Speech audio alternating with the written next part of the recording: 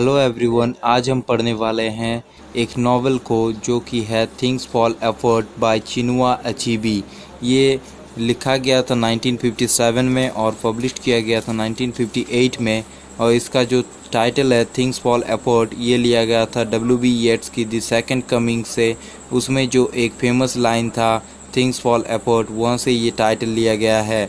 और इसका जो मीनिंग है things fall apart can be said when something we believed would last forever comes to an and.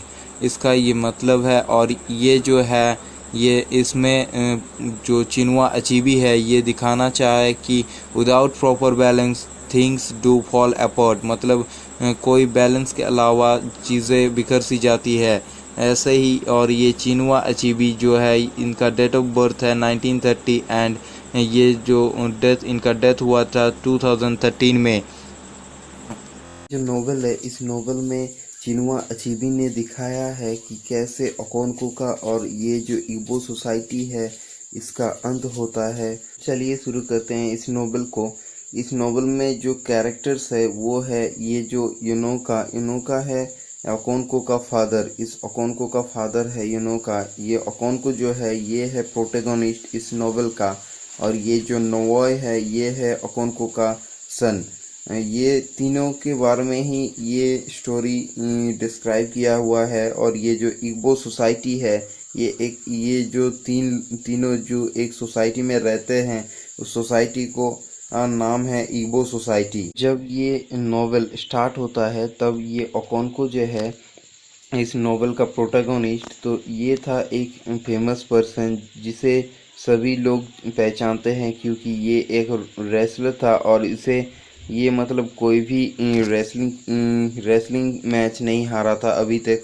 तो ये था बहुत ही फेमस पर्सन और बहुत ही वेल्थी भी पर्सन भी था। और इसका जो पिता था यूनोका है एक लेजी पर्सन और इसके ऊपर बहुत कर्ज जमे हुए थे। और ये जो है ये थे एक आर्टिस्ट और सिंगर। तो कौनको जो था ये नहीं चाहता था कि इसका बेटा नोओय जो है ये उसके पिताजी जैसा यूनोका जैसा बने, क्योंकि यूनोका था एक लेजी पर्सन। वो किसी भी चीज़ को ठीक से नहीं कर पाते थे, इसलिए अकोन को चाहते थे कि नोओय यूनोका जैसे ना बने। इसलिए नोओय को वो बहुत गाइड में रखता था। और ये जो है इकिमी फ्यूना है एक प्रिजनर जो कि ओकोंको के घर में 3 साल के लिए रहता है। और ओकोंको इकिमी फ्यूना को अपने बेटे का दर्जा दे चुका है और मतलब इकिमी फ्यूना को अपने बेटे की तरह ही देखता है वो भी। तो वो सोसाइटी बहुत कुछ स्पिरिचुअल चीज़ों को मानती थी, मतलब इन ये लोग अंधविश्वास को मानते थे। जैसे कि कोई कोई अगर किसी को अगर कोई बड़ा रोग होता है तो उसको एक जंगल में फेंक दिया जाता है और उसे कोई फ्यूनरल भी नहीं होता है उसके मौत पे। और अगर कोई लेडी ट्विंस बच्चे का जन्म देता है तो वो ट्विंस बच्चे जन्म के तुरंत बाद ही जंगल में एक इविल फॉरेस्ट है उसमें फेंक दिया जाता है और मरने के लिए उनको फेंक दिया जाता है। और अगर मतलब कोई भी अगर अपने से सुसाइड करता है तो उसका जो बॉडी होता है उसको कोई फ्यूनल नहीं करता है। और ऐसे ही ये लोग भी ओरेकल में भी विश्वास रखता था। एक ओरेकल होता है तो उसमें ये बताया जाता है कि इकिमी फुना जो है इसको मारना पड़ेगा। तो वो इसकी जो इग्बो सोसाइटी का जो इग्बो क्लैन का जो लोग होते हैं वो लोग कहते हैं अकोंको को कि इकिमी फुना को मारना पड़ेगा।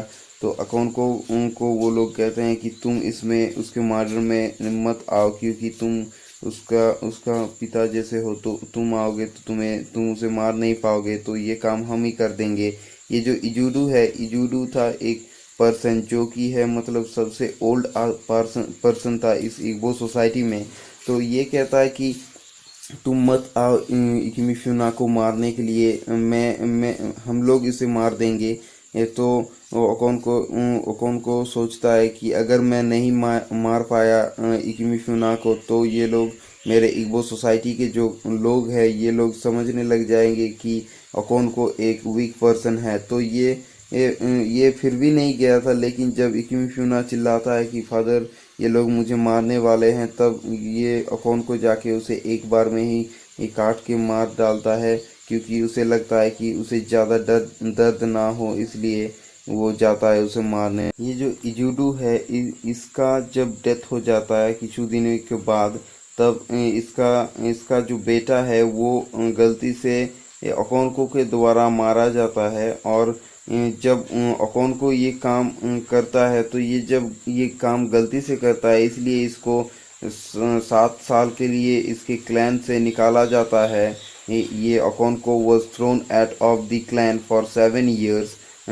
मतलब 7 साल के लिए जब ओकोंको को निकाल दिया जाता है, तो ये पूरा क्लैन ही चेंज हो जाता है। इस नॉवल में चिनुआ अचीबी ने पोस्ट कॉलोनियलिज्म को दिखाया है कि कैसे मतलब मिशनरीज जो थे वो लोग आते हैं और ये इग्बो सोसाइटी में और भी सोसाइटी में आते हैं और उनका धर्म प्रचार करने को प्रस्ताव रखता है। और ये जो नोए है ओकोंको का बेटा, ये एक वाइट मैन में कन्वर्ट हो जाता है, क्योंकि इसे लगता है कि इसका जो ट्राइब का, इसका जो क्लैन का जो रूल्स है वो है बहुत अननेचुरल और मतलब बिलीवेबल, जैसे कि वो ओरेकल वो मतलब ट्विंस बेबी को विल फॉरेस्ट में फेंक देना, ये सब इसे पसंद नहीं था। इसी एक ओरेकल के वजह से ये जो इकिमीफ्यूना जो इसके एक बहुत अच्छा दोस्त था, उसे मरना पड़ा था। इसलिए ये अपने आप को converted to the white mans, मतलब वाइट मैन में कन्वर्ट कर लिया और ये अपना धर्म चेंज कर लिया। तो 7 साल बाद जब ओकोंको वापस लौट के आता है उसके क्लैन में, तो देखता है कि सब कुछ चेंज हो चुका है। क्यों चेंज हो चुका है? After the clansmen burn the church building, मतलब क्लैंसमैन ने, जो क्लैंस के लोग थे वो लोगों ने चर्च का बिल्डिंग जो था उसको जला दिया था। इसलिए एवरीथिंग इज चेंज्ड, सब कुछ चेंज हो चुका था। पहले जो था ओकोंको के टाइम पे मिस्टर ब्राउन जो था, ये था एक मिशनरीज, तो ये बहुत ही नम्र स्वभाव का एक पर्सन था। इसका स्वभाव बहुत ही अच्छा था। लेकिन उनके बाद जो वो आया था रेवरेंड स्मिथ, ये था बहुत ही अड़ियल टाइप का एक इंसान। तो ये जब चर्च का बिल्डिंग को ये क्लैंसमैन ने जला दिया, तो उसके बाद रेवरेंड स्मिथ डिस्ट्रिक्ट कमिश्नर को इसका इन्फॉर्म करता है। तो डिस्ट्रिक्ट कमिश्नर जो है उसके लीडर को बुलाता है। तो ओकोंको के साथ पूरा गांव का लोग भी जाता है सबको।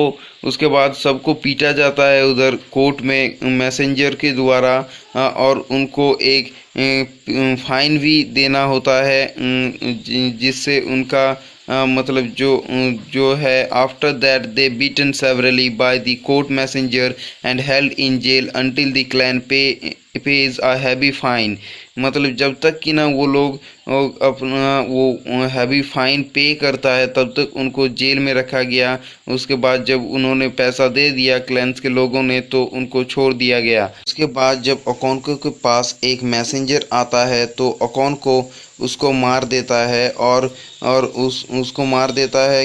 ओकोंको kills a white man and fearing the humiliation of dying under white law, Okonkwo commit suicide। मतलब वो डर जाता है कि अब तो उसने एक वाइट मैसेंजर को मार दिया है, तो उसे अब वाइट लॉ के अंडर में, वाइट लॉ जो था उसके अंडर मरना पड़ेगा। तो ओकोंको अपने आप को ही मार देता है, क्योंकि वो नहीं चाहता था कि वो वाइट लॉ के अंडर मरे। तो ओकोंको जब सुसाइड कर लेता है, तो उसके जो ट्राइब्स के लोग हैं वो लोग कहता है कि उसको टच मत करो, क्योंकि उन क्लैन का नियम था कि अगर कोई सुसाइड करता है तो उसका कोई फ्यूनरल नहीं होगा, उसके बॉडी को कोई टच नहीं करेगा। तब ये खबर जब डिस्ट्रिक्ट कमिश्नर के पास गया, तो डिस्ट्रिक्ट कमिश्नर उधर आए और ये चीज़ को देखे। और डिस्ट्रिक्ट कमिश्नर जो थे उनको ये चीज़ बहुत ही इंटरेस्टिंग लगा, क्योंकि जो ये ओकोंको जो है ये अपने क्लैन के लिए ही इतना कुछ कर रहा था, लेकिन अभी उसके डेथ के बाद उसका ही बॉडी आवारा पड़ा हुआ है।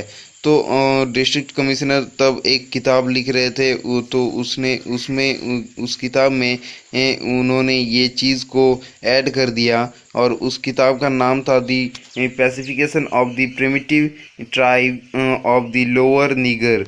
तो इसमें उन्होंने ये चीज़ को ऐड कर दिया। और इसी तरह से ओकोंको का डेथ होता है, और novel documents the following effort of the Igbo tribe due to its own brutal rule. मतलब ये जो इग्बो सोसाइटी था, इग्बो ट्राइब था, ये अपने ही पतन के लिए दायी था, क्योंकि इसका जो ब्रूटल रूल्स था, इसके वजह से ही ये अपने ही अंत तक पहुंच गया था। As well as the coming of the Christian missionaries, और ये जो क्रिश्चियन मिशनरीज थे, इनके आने के कारण से भी इसका अंत नज़दीक आ गया था, क्योंकि क्रिश्चियन मिशनरीज जो थे, ये लोग दिखा रहे थे कि ये जो हमारा धर्म है ये मॉडर्न है, तुम्हारे धर्म से बहुत ही बेहतर है, क्योंकि तुम्हारे धर्म में बहुत कुछ नियम है, हमारे धर्म उतना नियम नहीं है उतना, और हमारा धर्म बहुत आसान है। इसलिए ये जो इग्बो ट्राइब के लोग थे, वो लोग क्रिश्चियन मिशनरीज के अंडर आ रहे थे और ये क्रिश्चियन धर्म को अपना रहे थे। जैसे कि एक एग्जाम्पल है, जो नोआ था वो चाहता था और वो वाइट मैन में कन्वर्टेड हो भी गया था, और जो सब ट्विंस बेबी के मदर थे वो लोग भी इस क्रिश्चियन जो धर्म था उसमें आ गए थे। तो इसी तरह से सब लोग इसमें आने लगे, और ये ट्राइब जो था, इग्बो ट्राइब, ये धीरे धीरे ख़त्म होने को आया। And the rule of the English government, and जो इंग्लिश गवर्नमेंट का रूल था उसके वजह से भी ये ट्राइब खतरे में आ गया था। तो ये जो नोवेल है, इसमें चिनुआ अचीबी ने दिखाया है कि कैसे जो ओकोंको है और जो ये ट्राइब है, इन दोनों का अंत कैसे होता है। इसीलिए इस नोवेल का जो टाइटल है थिंग्स फॉल अपार्ट, जो इसका मतलब है कि अगर प्रॉपर बैलेंस के अलावा चीज़ें बिखर सी जाती हैं, मतलब अगर किसी चीज़ को बैलेंस पे नहीं रखा जाएगा तो वो बिखर जाता है। तो ऐसा ही होता है, जब ओकोंको का एंडिंग आता है तो वो जो इग्बो सोसाइटी है ये भी ख़त्म हो जाता है। ये एक ट्रेजेडी नोवेल है, क्योंकि इसमें एक इंडिविजुअल का और एक सोसाइटी का अंत दिखाया गया है। तो ये यहीं पे ख़त्म हो जाता है। और इसका जो नोट्स है थिंग्स फॉल अपार्ट, इसका टाइटल जो है सिग्निफिकेंस ऑफ द टाइटल, इसका नोट्स मेरे पास अवेलेबल है। अगर किसी को चाहिए होगा तो मेरे डिस्क्रिप्शन में मेरा नंबर दिया हुआ होगा, तो आप मुझसे कांटेक्ट कीजिए व्हाट्सएप में, और मैं आपको इसका PDF सेंड कर दूंगी। ठीक है, थैंक यू।